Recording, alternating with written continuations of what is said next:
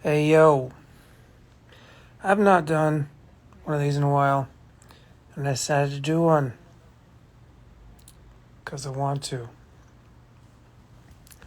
So I'm back in Portland from my 6 weeks in California. Does the cat want to say hello? Probably. And I want to share some thoughts on clowning, entertainment, acting, performance, narrative. Because I think it's salient. I think it's salient because we don't hear this stuff a lot. And so, I took a lot of performance classes and I tried to get a lot of culture in because Portland is pretty monotone in its cultural, kind of vibe. It's essentially a white town. It's a white American town. It's also pretty liberal and pretty queer, and neoliberal, and all this stuff surrounded by a bunch of conservative white folks. And there's, obviously pockets of people of color everywhere. But as far as segregation goes, Portland is a pretty segregated town. And before I lived here for the last 6 years, I lived in the Bay Area, which is kind of unsegregated in a sense. You see a lot of people all the time. And in Los Angeles, it's even more like that. You're just seeing folks, all sorts of different folks. Blacks folks, brown folks, Asian folks, all sorts of mixed race folks all the time. And I'm mixed, so it's really quite empowering and beautiful to see mixed race faces as more of a normal part of a population. Unfortunately, that's not the case here in Portland, Oregon. It's not the case in a lot of places in America. So that's one thing, is just to recognize that the demographics that you're exposed to on a daily basis, that impacts everything about how you act, how you talk, how you move through the world, and the kinds of entertainment that you enjoy, the kinds of narrative strategy that you employ, kinds of ideas that you have. So that's like the number one thing, is to recognize that when you're not exposed to different kinds of people in a similar space, you're going to become totally fucked up without even knowing it. This is the problem with like white Buddhist spaces, and the fact that like clown in America is essentially 90% white people. Improvisation in America is essentially 90% white people, white straight people or white queer people. And of course, you can sort of break it down based on like white males and then white females and then white queers and then the rest of everybody else. So you already have this like major psychological issue. It's extremely pervasive because you can't see the forest for the trees when you're indoctrinated in a certain way. And most of entertainment for the last 100 years has been dominated by the white majority. This linear idea of storytelling, this kind of 1-act, 2-act, 3-act play kind of vibe. And people don't understand that most of their comedy, most of their narrative, most of their drama is essentially a colonial theater. And I'll say it again. It's colonial theater, which reifies the colonial mind, the dualistic mind, the dualistic perception, the linear narrative, the idea that things have to be resolved, the idea of a hero's journey, and all this sort of garbage, essentially, which has its place in the narrative, artistic art form of storytelling. It definitely has its place. I'm not saying it's not enjoyable. I totally watch television. I totally watch movies. They tend to follow the same arc, the same way of presenting narrative. because that's what sells, so that's what gets made. This also goes for theater, live performance. Most of live performance is what will get the suburban, like, dinglehead out of their fucking house to the club, to the nightclub, to the stand-up club, to the movie theater, to the theater, to pay money to see a show. You have this kind of catering to an audience's preferences because you don't want to alienate the audience. And this is a big problem because the audience is actually ignorant. The audience is uneducated and uninformed. They have only been exposed to a certain kind of narrative strategy. And outside of that, they feel very uncomfortable. And they think that uncomfortability is wrong and they need to stop it because they're looking to be entertained and consume entertainment. They're not looking to participate intellectually, aesthetically, physically, somatically, emotionally, in a certain way outside of a certain norm. So you have to understand that is happening all the time. And it's kind of the water we're swimming in. And so I'm saying that because I take a lot of courses as much as I can, and I try to keep learning even though I'm not in California anymore. And it's actually very difficult to find really good training in places that aren't the hubs of the world of cultural forms. And it's really hard. And then when you get something, because it's so little, you're going to mostly get the thing that most people think is sellable and what people want to see. And that unfortunately means this kind of mediocre colonized aesthetic, because that's the easiest to digest for people who have not pushed themselves outside of a certain boundary of their own limitations, of their own perspective. I was lucky enough to kind of fall into devised physical theater in the Bay Area and Buffon Clown, which I think in some ways is the most expansive version of the white kind of theater narrative. It goes so far outside of the sort of normal kind of way of making drama and art and comedy that I was really kind of spoiled for a little while. And now, having not been able to really be in it for a long time, I realized how precious and special it was. And that how so much of what we get fed as consumers in entertainment is essentially has this same kind of stream inside of it that doesn't go far past a certain point. And I'm not saying white people can't make really amazing, like, art and push the boundaries. Of course they can. It's just that you really, as a consumer, as a pedestrian, even as an artist like myself, you really have to search for it. It's like a part-time job because most art is catered to a certain kind of suburban, white Americanized, like, conservative mindset. Even modern art that pushes the boundaries, it's really not that much of a pushing of a boundary. Not compared to what is possible in art.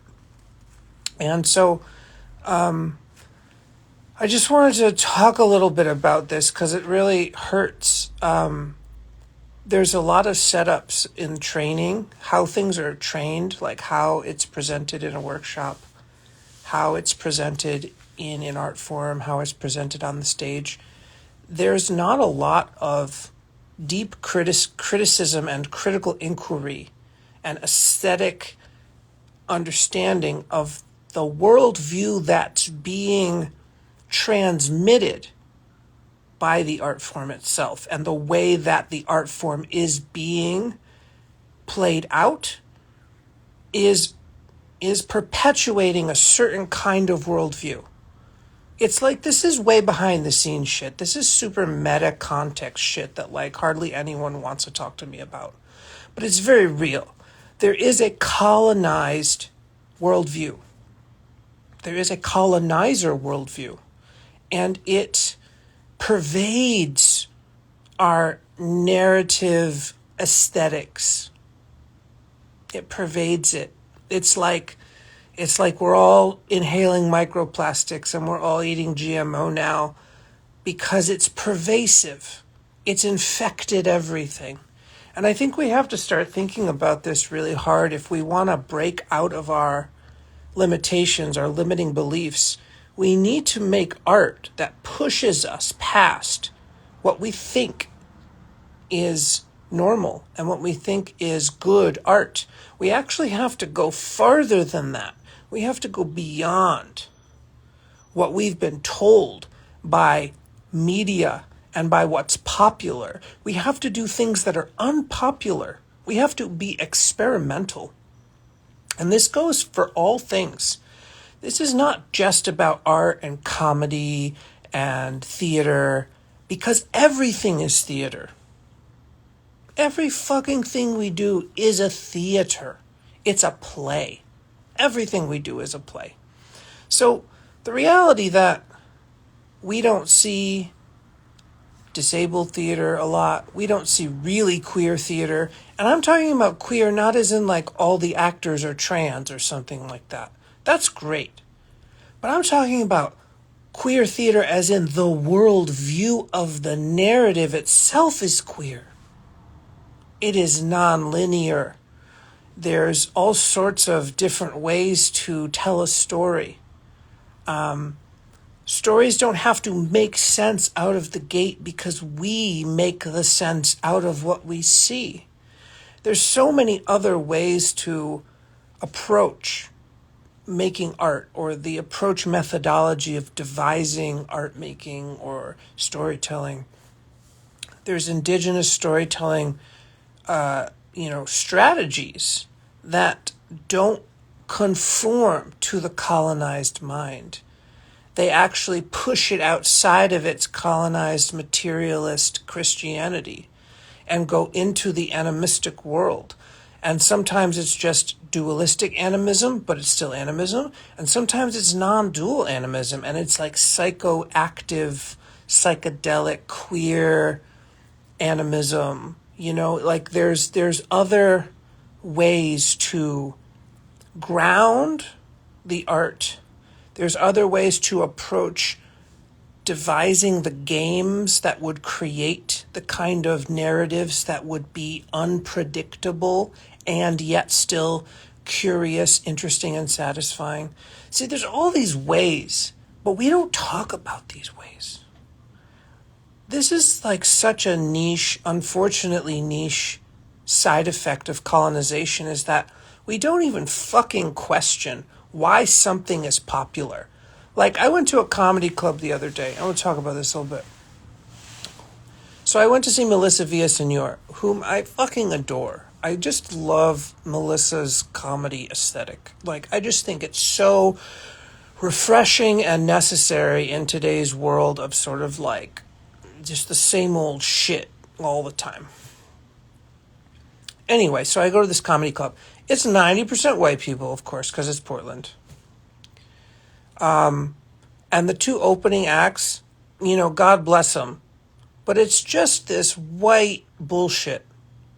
This colonized, regurgitated horse shit that I couldn't laugh.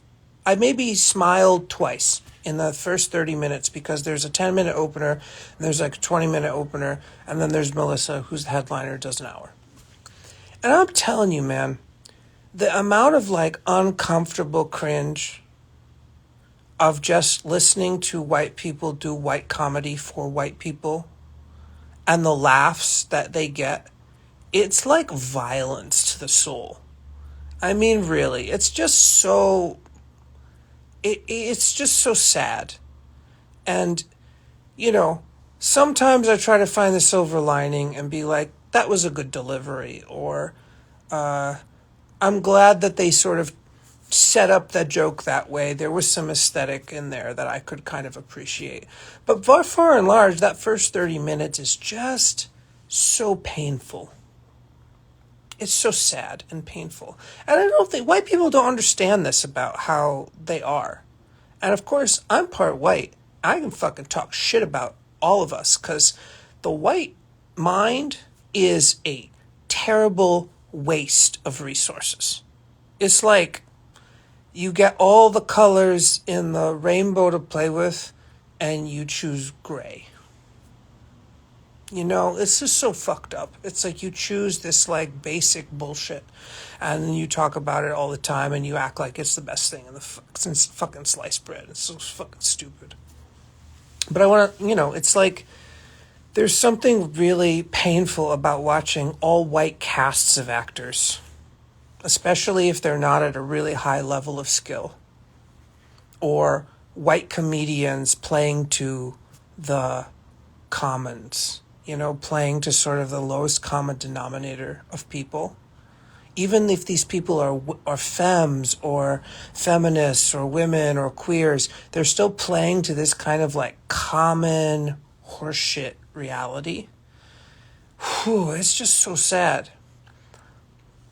So I think it's interesting to recognize that like the kind of art that I'm trying to make is really unpopular, is really super unpopular because the white mind, the colonized mind, is afraid all the time of things that don't make sense, and they're afraid of being challenged to interpret and to perceive art making and art and theater that is different than what they have been fed since they were a child. Now, I was somewhat lucky in a weird way. I had about 3 years with my white grandfather before he died, and my grandfather was basically I think it was a second generation, but very soon off the boat kind of vibe, like a Swiss guy. Poor too, like poor white America in the 50s, this kind of vibe. But, as he was dying of emphysema, I got to sort of hang out with him when I was a little kid. And he did this thing that I'm now figuring out was an indigenous model of storytelling. But I'm figuring it out now through research and praxis, which is that he would just improvise stories in this very stream of consciousness way, and it would create inside my tiny mind a psychedelic mirror effect. And these stories seem to, like on some level, they were just about things like Captain America, Bugs Bunny, these kind of pop culture icons, these archetypal pop culture creature figures that you can put into situations and just have things happen, right? It's like cartoon logic, comic books and cartoons, Pulp Fiction. But that's not the point. The point isn't necessarily the content, but it's the way the content is delivered. And I think this is the thing that most Americans, most white folk don't understand about the real nature of storytelling, is that it's like a dream. And dreams don't have to make sense to be impactful. In fact, they don't make sense in a rational way. They make sense in a kind of emotional, spiritual kind of way. That, like a collage makes sense. Like when you look at a collage, everything's happening at once. But your mind, your eye, starts to focus. It's like it's focusing in on certain aspects of the collage. And as it does that, it associates meaning because they're symbols, colors, postures, aesthetics.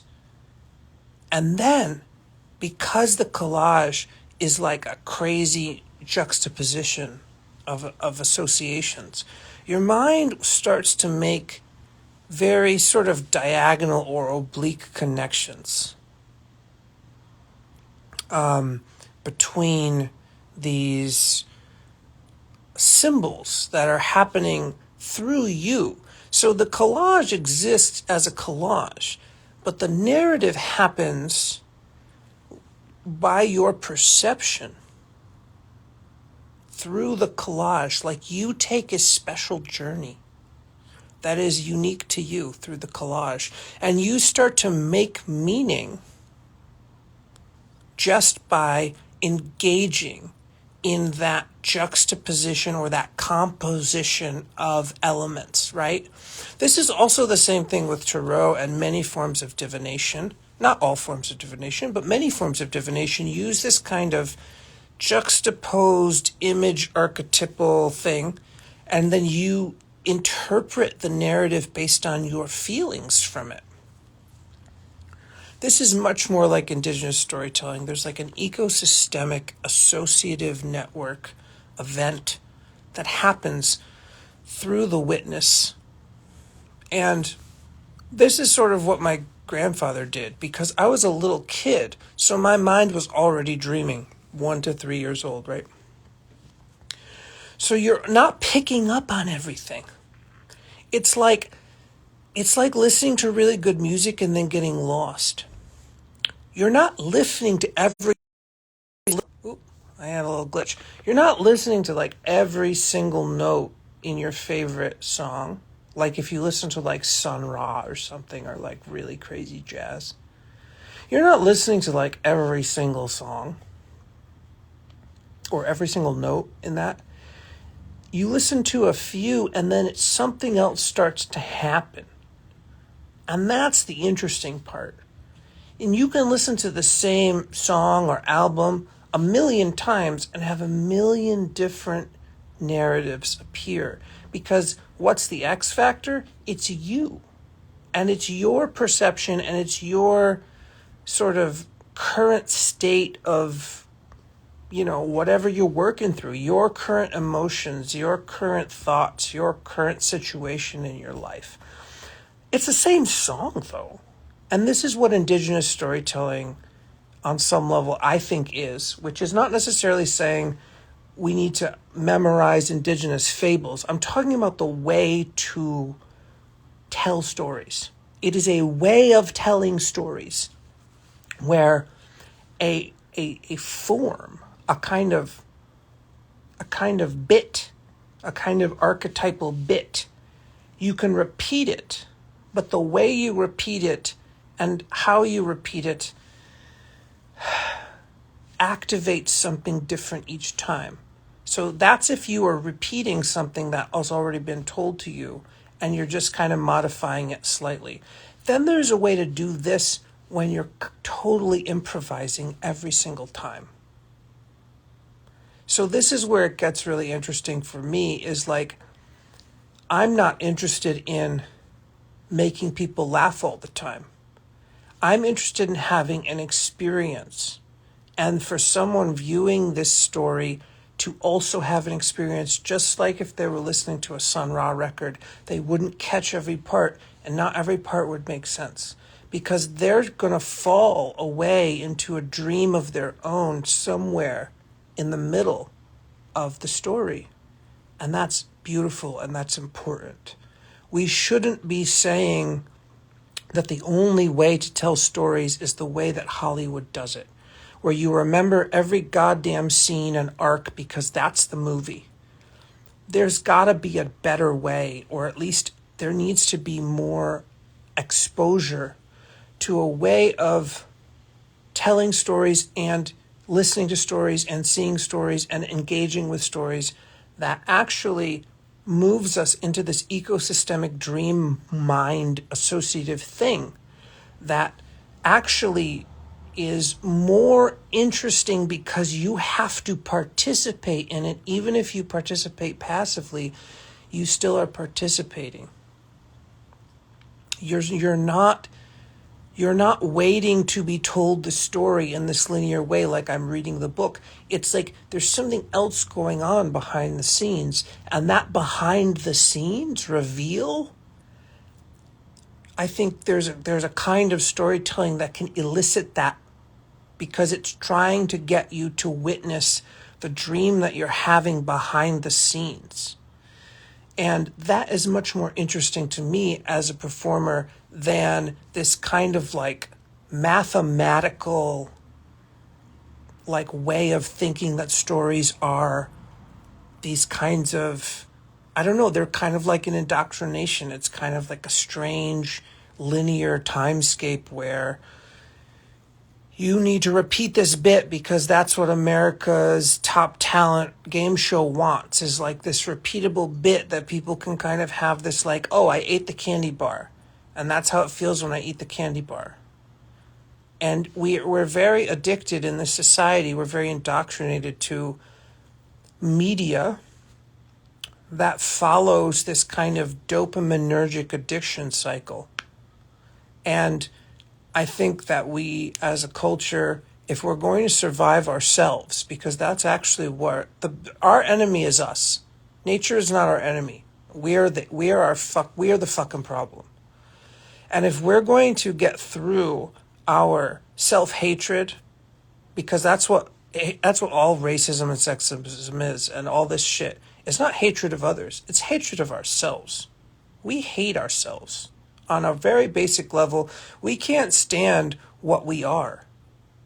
And for me, storytelling is a way, and Death Clown as a methodology of storytelling, is a way that we can deal with that self-hatred.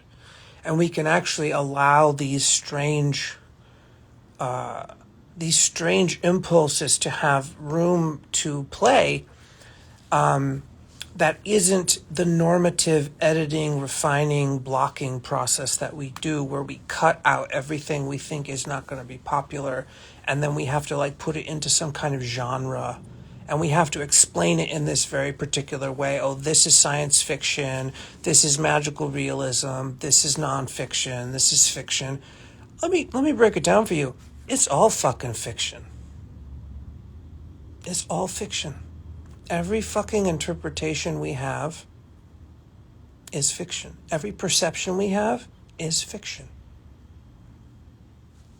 Whether that's consensus fiction or not, whatever. So you get some people to fucking agree with you. There's plenty of people who agree with racism. Does that mean that we want that fiction? You know, it's like we have to think about these things when we're telling our stories, when we're talking about our identity, when we're talking about politics, we're talking about social realities. We're all engaged in a kind of perceptual fiction. And if we don't accept that we're not engaged in a perceptual fiction, we tend to not be able to explore that.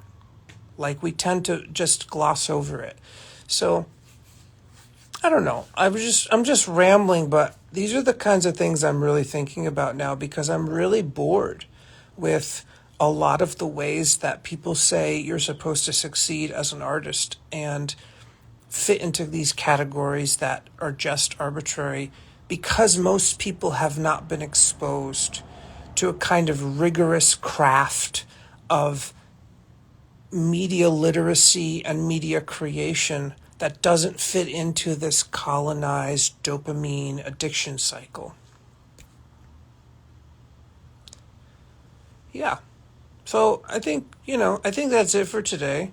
But I just wanted to get this out there, and maybe more people will actually fucking have these conversations that would be more interesting and more about the actual way that our perception works behind the scenes, which is not necessarily only linear. And of course, we love linear stuff. Like I'm going to go back to watch this like Chinese television show that I like, and it's a linear episodic narrative, but I'm not pretending to myself that that's actually the only way to tell a story. It's just a way to tell stories that is really popular to the human mind, this episodic kind of linear unfolding. But the kind of work that I make and that I want to make more of is not only that. That is just a technique or just an aspect of the kind of work that I like to make. It is just a part of a much larger ecosystem of storytelling and media that I want to see more of. So thanks for watching. I'm going to try to save this so that it can be saved. But yeah, that's the way it is. How do I fucking stop this stupid thing?